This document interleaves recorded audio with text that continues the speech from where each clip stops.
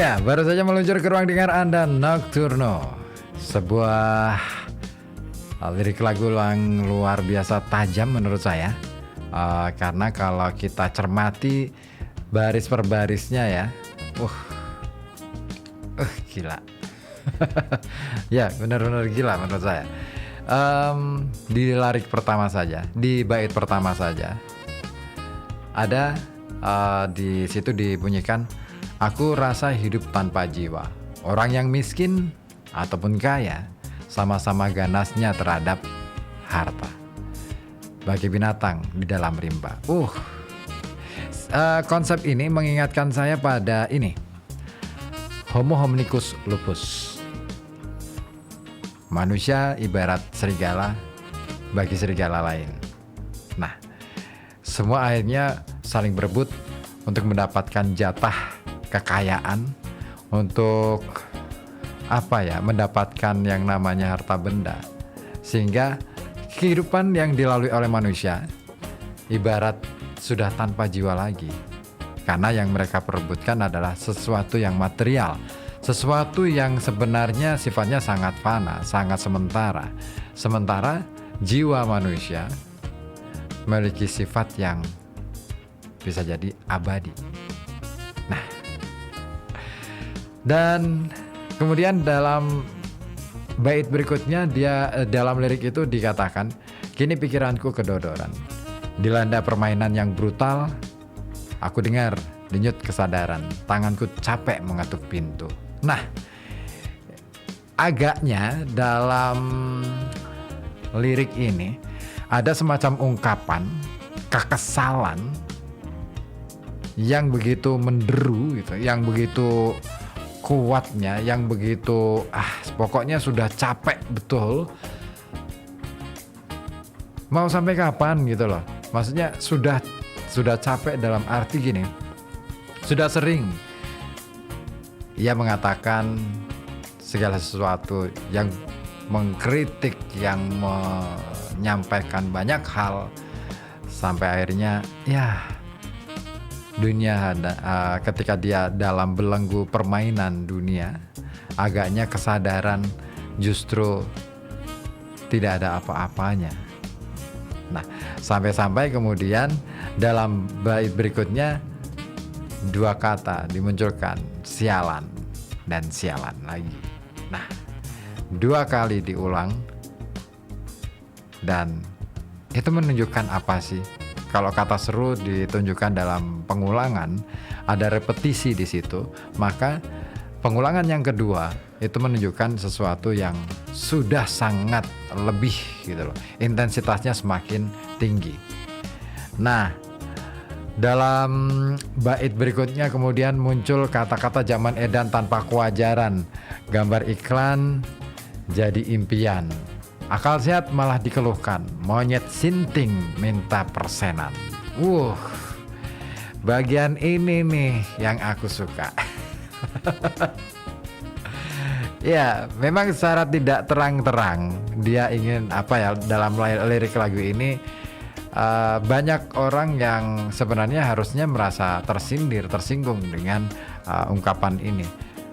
Bukan siapanya, tetapi kita mesti membaca, berkaca pada diri kita sendiri. Apakah memang kita ini manusia pemonyet gitu lah. Iya, karena di zaman edan ini segala sesuatu akhirnya berjalan secara tidak wajar.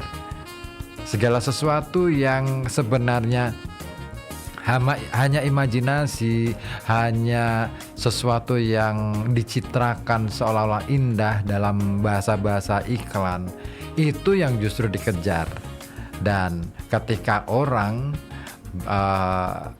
menyampaikan segala sesuatunya dengan akal sehat, justru itulah yang kemudian menjadi pertentangan. Dan inilah yang akhirnya memberikan gambaran bahwa apakah ini gambaran sekarang? Pertanyaannya adalah itu. Dan diulang lagi kata sialan, kemudian sogokan, sialan, sogokan. Wah, ini tambah intensitasnya tambah tinggi lagi, tambah semakin semakin apa ya, kalau dalam kajian sastra repetisi ini semakin intensif sehingga maknanya menjadi berubah, tidak hanya sekadar marah tetapi sudah kesal gitu. Nah, lalu saking kesalnya, nah ini asiknya di lirik lagu ini keren. Iwan Fals berhasil memainkan bagaimana lirik lagu itu punya alur.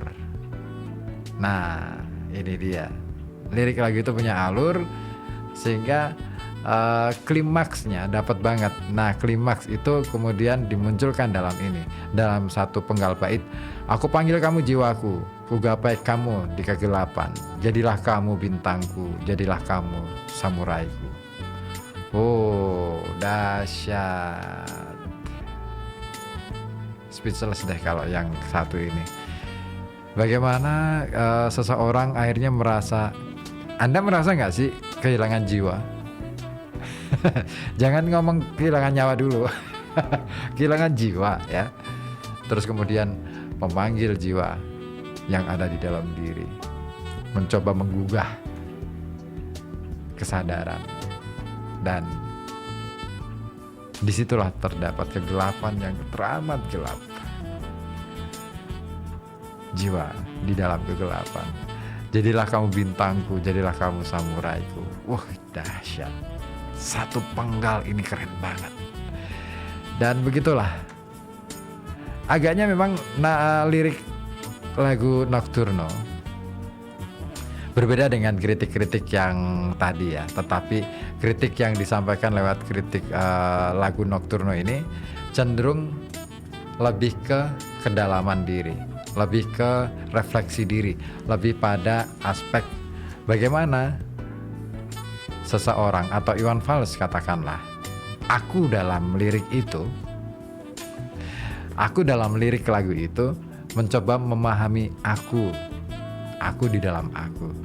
Nah, ini keren banget. Nah, perjalanan ini yang sepertinya berlanjut pada fase-fase Iwan Fals di era-era sekarang, yang kemudian banyak lagu-lagu dari Iwan Fals ini yang saya mengatakan, kalau boleh saya katakan, lagu Nocturno ini bisa dibilang sangat spiritualis lah, sangat spiritualis. Karena yang didedah dalam lagu ini bukan lagi ngomongin tentang kekacauan dalam sistem, kekacauan dalam hubungan antar manusia, tetapi lebih pada manusia itu sendiri. Sudahkah mengenal dirinya sendiri? Sudahkah dia menggapai dirinya sendiri sehingga dia tahu mana yang harusnya dilakukan dan mana yang mestinya tidak? Keren. Makanya saya penasaran awal mula kenapa di judulnya jadi Nocturno. Mungkin karena itulah, malam, gelap. Kemudian sesuatu malam itu selain gelap itu ngomong tentang apa sih? Ngomong tentang permenungan, ngomong tentang ruang paling rahasia, ruang paling privat gitu ya, dan ruang paling memungkinkan bagi manusia untuk bisa berdekat-dekat dengan sang penciptanya. Keren, gila ya. Oke, saya masih akan ulik lagi yang lainnya, tapi saya ingin hadirkan terlebih dahulu ini. Dalam konteks manusia, agaknya Iwan Fals sangat aware, sangat peduli, sangat mencermati betul bagaimana manusia menjalani kehidupannya, sehingga kerap kali dia menuliskan lirik-lirik lagu yang mungkin arahnya kritik terhadap sebuah sistem, kritik terhadap tatanan sosial, tetapi pada akhirnya semua tatanan sosial itu tidak akan pernah berujung apabila persoalan pada diri manusia itu sendiri tidak selesai. Dan itulah yang ingin disuarakan Iwan Fals lewat lagu yang satu ini, Robot Bernyawa.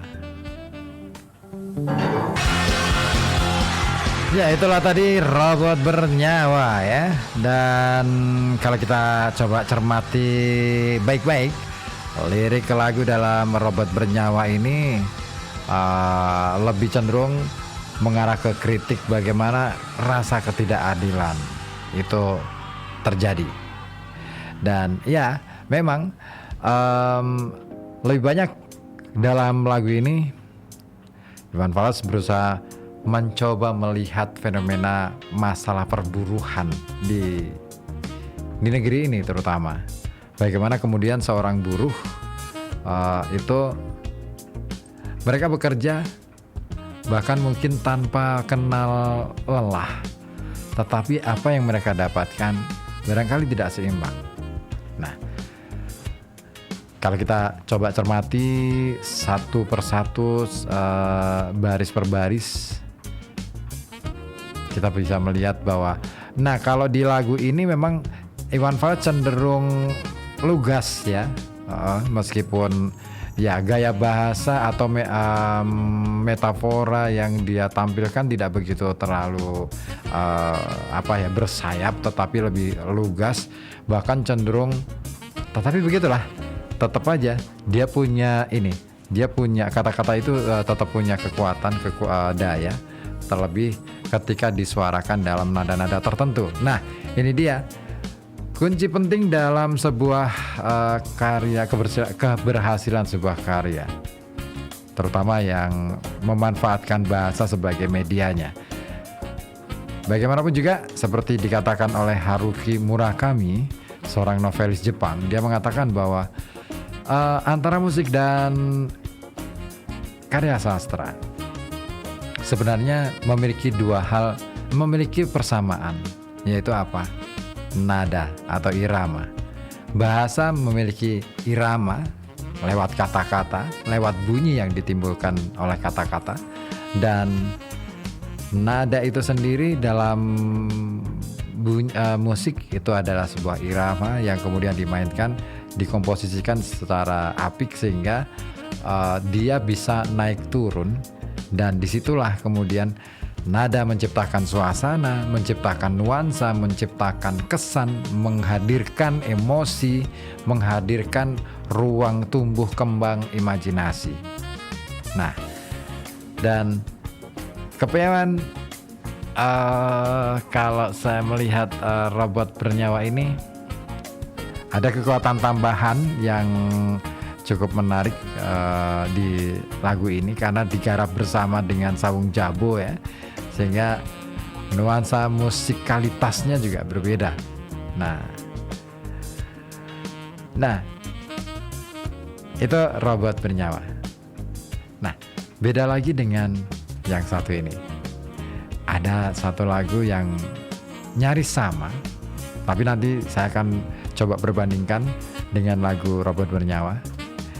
Dan lagu ini juga bercerita tentang rasa ketidakadilan yang dialami oleh sebagian saudara-saudara kita yang mungkin hari ini berprofesi sebagai seorang nelayan. Nah, dalam tata niaga hari ini, nelayan yang bekerja sebagai produsen sama juga dengan petani, sepertinya mereka di posisi yang paling terpinggirkan. Dan ini adalah sesuatu yang saya kira juga perlu perlu juga ada pembenahan dalam sistem tata niaga kita. Oke deh, kita dengar aja dulu Nelayan untuk Anda. Iya, itu tadi Dajjal Net ya. Satu lagu dari album Raya ya, yang ya kalau kita coba cermati lirik lagunya memang kekinian banget. Nah, ini agak berbeda dengan Robot Bernyawa. Kalau dalam Robot Bernyawa ini yang disindir itu atau dikritik itu bagaimana ketidakadilan itu berlaku dalam konteks sistem sosial, perburuhan. Begitu juga pada lagu Nelayan ya.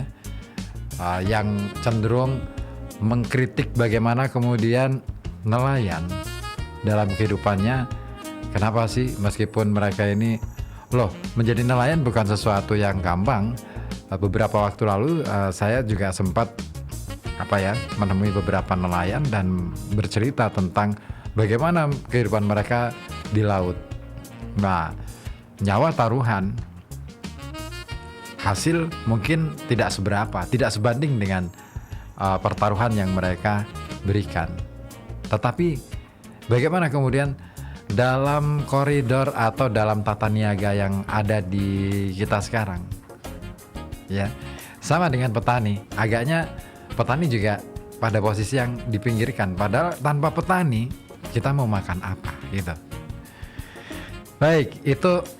Dan menariknya lagi adalah dalam konteks yang berbeda, Iwan Fals berusaha mencoba sekarang ini berusaha mencoba membaca ulang kembali pergerakan zaman. Makanya kemudian muncul Dajjal Net ini sebagai sebuah lagu yang saya kira asik juga untuk kita nikmati dan kita cermati betul-betul bahwa sekarang manusia dengan kebebasan untuk berekspresi, untuk mengekspresikan dirinya melalui media-media sosial, melalui jaringan internet, rupa-rupanya justru bukan lagi komunikasi yang dijalin, tetapi muncullah fenomena baru di situ. Orang sudah tidak lagi berbicara tentang boleh jadi ketidakadilan dan lain-lain, tetapi orang ngomong di sana sini tanpa kejelasan maksud dan tujuan. Dan itu menjadi sindiran yang luar biasa. Keren. Nah, wow, sudah pukul 20:59 rupanya. Wah, nggak kerasa ya. Perjalanan Koja Sastra sudah di penghujung. Dan sebelum kita akhiri, ada dua hal yang disampaikan oleh Iwan Fals dalam lirik lagunya, dua lirik lagunya yang saya kira juga cukup dalam, berbicara tentang diri manusia sebagai makhluk Tuhan. Nah, lirik lagu itu berjudul Kupu-Kupu Hitam Putih, yang ini menarik sekali. Lagu ini bagi saya sangat dalam maknanya, karena di situ Iwan Fals berusaha menunjukkan bagaimana sikap manusia di hadapan alam dan di hadapan Tuhan, bahwa manusia adalah bagian kecil dari alam, ya, dan alam adalah sebuah sistem kesemestaan yang diciptakan oleh Tuhan, dan semuanya hidup dalam berdampingan, hidup dalam harmonisasi, mestinya begitu. Dan disitulah akhirnya manusia harus mengakui ketundukannya. Tetapi rupa-rupanya dalam kehidupan beragama kadangkala manusia juga mengalami kegagapan memahami apa itu ketundukan dan apa itu cinta. Karena dasar dari sebuah kasih sayang adalah rasa cinta. Dan itulah yang kemudian disuarakan oleh Iwan Fals bersama suami dalam lagu Cinta. Sebuah dua lagu yang menurut saya sangat dalam untuk kita renungkan bersama. Sebagai penutup di perjumpaan kita di Koja Sastra edisi ke-100. Kupu-Kupu Hitam Putih dan Cinta untuk Anda.